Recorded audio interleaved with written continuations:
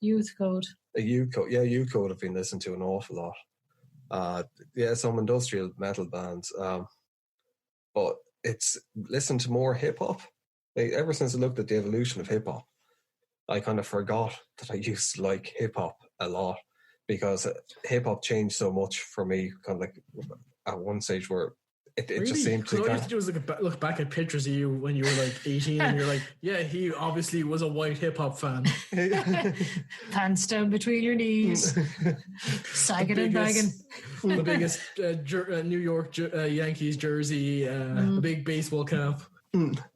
But yes, White Fred Durst. That was the white Fred Durst. Yeah. you dressed like Eminem's friend at 8 Mile who shot himself. Maybe I did shoot myself. Just sit and take. This is your purgatory. Yeah. But I figured because there's a lot of kind of like really exciting kind of like different hip hop artists out there. Was a lot of the commercial stuff was just shit. Like hip hop reaches the same as any music. But it is. It happens with every kind of like genre of music, that kind of like certain bands do really well who were like unusual and kind of like at the time, and everyone copies them, and that just becomes that sound. Like it happened with metal.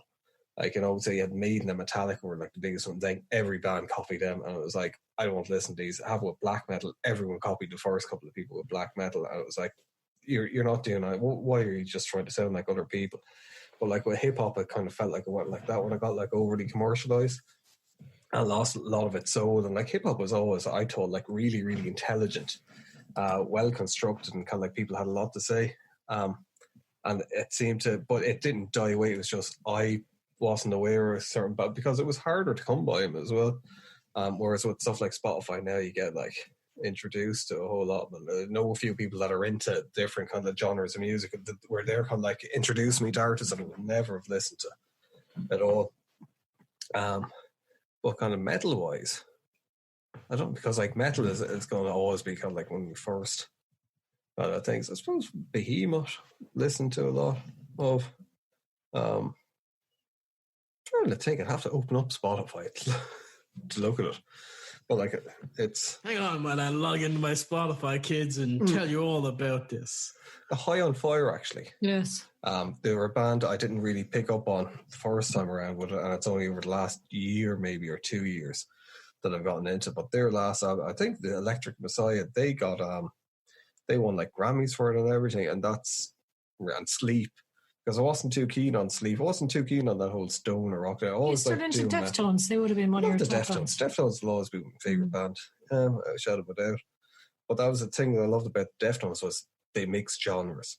They never stayed with like where you had like, they were like considered rap metal, but they weren't rap metal. They had elements of rap in their kind of like music. But then you'd have an interview with Chino Moreno and he'd be talking about how much he loved Duran Duran and The Cure, and you're like, what? And then you listen and you kind of go, oh yeah, I can actually hear all that.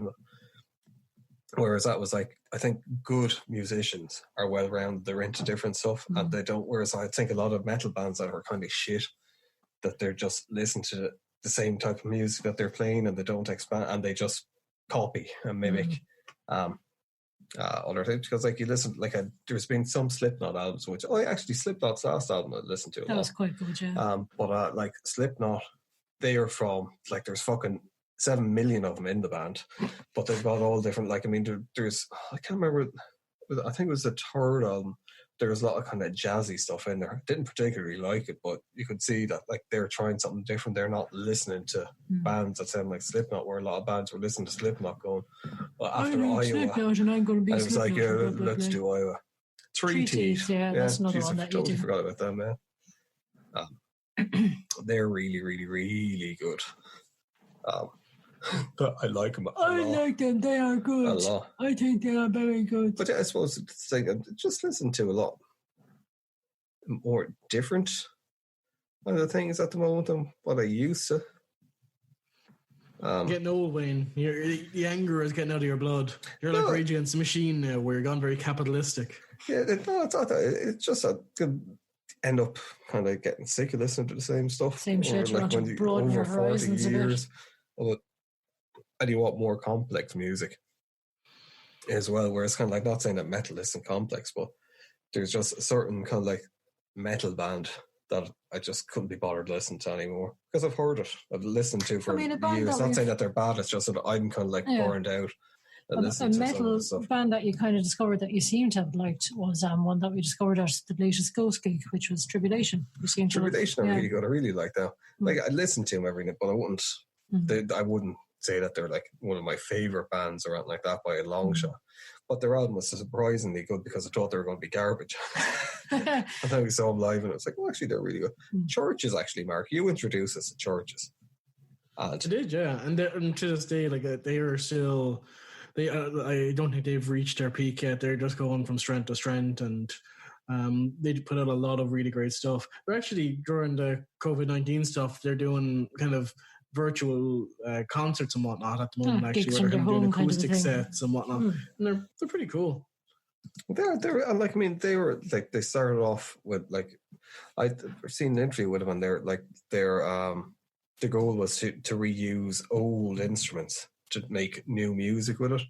And like, they were just doing it in someone's front room in the flat, and they recorded it all in the flat. And I think they released it massive. They're a really, really, really good band. Very, very strange. The thing that blew me away about the first album was that there was like some really, well, they sound heavy. They're not like heavy as in distortion kind of thing, but like that gun song, that's like it feels like an industrial metal song, but it's not. It's just they're heavy, really unusual. Like, I see what you're saying, but I find like it's weird because it does have those elements, but then it also has this lightness flowing through it as well. So it kind of, it's something that seems to be like have a like duality that shouldn't mix. They should be like oil and water, but for some reason they've done it well where it just fuses. I think it's a combination of just it's her very light kind of innocent sounding voice. They've got really light synthy keyboards, and they've got a really heavy grinding fucking drum sound and dark, so it kind of, it's got this, as I said, nice duality. The lyrics usually are kind of, or can end up being pretty dark, or as you read into them, you're like, oh, well, fair enough. Yeah, ooh. But it's one of the things because I've gotten into kind of like over the last year, probably kind of starting to play electronic music myself. And I kind of, it's been a bit of a struggle and a journey for me to get, because I was come from playing guitar and kind of like seeing a different thing. But for one, I sold because I got lots of different kit that I didn't like, and I sold and bought different stuff as I was going along, kind of learning and seeing the thing. But it is a thing that I started coming to, the older equipment actually sounds heavier. There's things that for people that are into it might get, if like say what was big for hip hop and a lot of early industrial metal bands were like cheap drum machines because they couldn't afford them. So it was like the Roland 808. There's a big one for hip hop, and people still use it today, or they sample kind of like beats from it. It's a massive, massive drum machine. But what I kind of like discovered was that there's an Alesis SR16. I really like the sound because it's fucking petty hate machine. It's early 9 Inch Nails stuff where it's that sound, but it's all the older stuff, and the newer kind of ones don't seem to have it. They just don't match it because they're just a little bit tinnier and cheaper sounding, I think. Yeah, but you see, there was this whole thing going on with some of the early digital stuff where they were sampling, say with drum machines, they were sampling real drums, whereas the 808 wasn't. The 808 had that kind of like, this is a drum machine sound to it, whereas now there's too much kind of too. But the Alesis ones are always, let's try and cut where they'd record actual drum beats and things with it. But so I think that's why kind of like churches sound heavier than they actually are because of some of the thing. But they use like what I have there, the MPC Live as well, for doing some strange bits and pieces with it. What about you, Laura? Do I don't have to ask because I know, it's because I hear what you're listening to every day. Well, since you know, sure, we might as well not say it, Laura. Since just stay quiet. Everyone else can just be psychic and all the rest. Well, I mean, you hit the nail on the head there. I do tend to kind of get a little bit fixated on music. So, like, started throughout my life, I would have been, say, a big 9 Inch Nails fan. So, I would have listened to kind of almost exclusively 9 Inch Nails for a long time.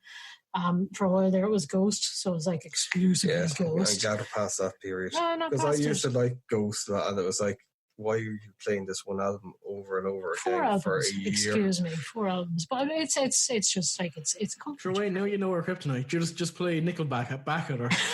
No, they quite. Actually, these are quite. And then I'll have like a year of Nickelback. But actually, I still quite like that Hero song, so it's okay. I will listen to it. But oh no, what have I done?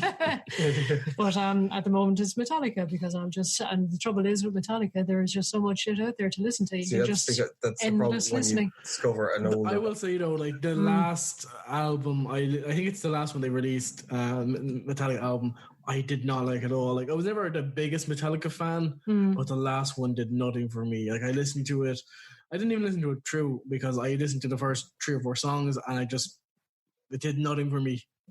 Do you know, that was the mistake I made as well, because we did it for a previous podcast where we went off to listen to it. I fucking hated that album, and that was only because I didn't realise that there was 2 albums, because it was when digital thing, you don't realise that there's 2 albums. There's 2 CDs in it. It's the second CD, which has the stuff that they didn't really release, as like it wasn't like Moth Into the Flame was on the first one, and Hardware to Self-Destruct. It's the second kind of like CD. It's far heavier. The fucking I can't take it before Stop Bleeding and Spit Out the Bone. Spit Out the Bone. It's the video is hilariously bad. But it's meant to be. It's like corny about like robots taking over the world. It's so fucking heavy and fast. It's probably one of the best Metallica songs I've heard in years. Of their career, probably. Yeah. And there's other one. You know, what's the one with the video with the monsters with the gas? It's shot like an old Nightmare Long. All Nightmare Long. That's another. There's some really on the second part of that album. That's not Hard Word though. That's fucking Death Magnetic. Oh, is it? Yeah. Oh, right. I didn't, because I never listened to Death Magnetic at all, because I heard that it was just, and at that stage I was like, fuck Metallica. Anyway, I just wasn't into him at all. I was just like, because I really like Metallica's even like people despise them, Load and Reload. I've always been like, I thought, this is brilliant. They're going off doing what's true to themselves. They don't give a fuck what other people think. This is Metallica. Dying Hard, or not, fuck, what was it? Saint Anger. Just felt like that they were like, not necessarily selling, but they were trying to follow a trend, and it was terrible. Kind of going down the new metal type thing. Yeah, and I just, it is a shit album anyway. But then after that, I was kind of like, ignore him after that kind of a thing. Didn't go back onto him for a while. Yeah, there's a few good tracks on Saint Anger, but there's very few good tracks. There's like maybe 3 or 4, and that's it. Kind of salvageable ones, but the rest of it is kind of shit.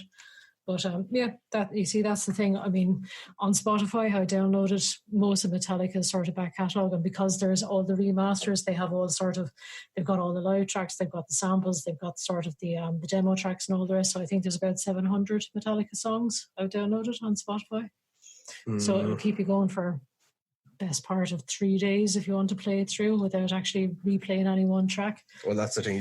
If you go on my YouTube I know channel. That's what I was going to say. If you go on YouTube, there's probably easily about 3 years worth of back-to-back Metallica concerts. But that's the thing, that it is bizarre. Like, I mean, you said it before with it, where it's how much Metallica content is out there that you can just put on kind of like the playlist for Metallica anytime, and it'll nearly always play a different live concert. Yeah, there's literally, and each concert is 2.5 hours long, and there's like, because they tour so much, you can start back in 1983 and you can just play a concert from 1983 and just continue on through the years up to like 2019 essentially, and just have a different concert going the whole time and not repeat it. It's very weird. Like it's. But like, if you thousands of hours listening to anything else other than Metallica. Well, actually, yes, I am. Funnily enough, Gunship. Really? Yeah, I am actually. I'm quite liking Gunship at the moment. There's other stuff as well. I'm quite liking Mastodon as well. Funnily enough, Mastodon are brilliant. I didn't like the Emperor of the Sand album when it came out, and still for a lot of their other albums. But we looked at the making of it, and why it's on YouTube that they put up. They went through so much shit when they were recording that album. There's so many people that like in their families that died from cancer and stuff. But they were just so likable, and they all just seem to, like, for a band that have been around for a long time, they all seem to genuinely like each other, and they're there for each other, which is a nice change from bands kind of like where you can tell that they all despise each other and they're only there for. Yeah, and it's just the feel of their music is just, they do have a unique Mastodon sound. You can listen to their album and you know instantly that's a Mastodon song straight away. They just have a particular sound to their guitar. And even though there's 3 of them have singing duties, just the sound of their voice alone, you can kind of go... They all sing. But that's what I mean. There's three kind of main. There's not one lead singer. The drummer is like instantly go. That's Mastodon straight away. You just know the sound of their voice, of their guitar. You know what I mean? They're really unique. The thing that one of the things I think that held Metallica back for a long time was that thing where they were like when Jason Newsted wanted to try that. They like it was always just no. It's fucking James Hetfield and Lars Ulrich, and even to a certain degree, it still is with it, and that's never a good kind of way to be kind of like in a band. Whereas kind of like Mastodon, it was like your man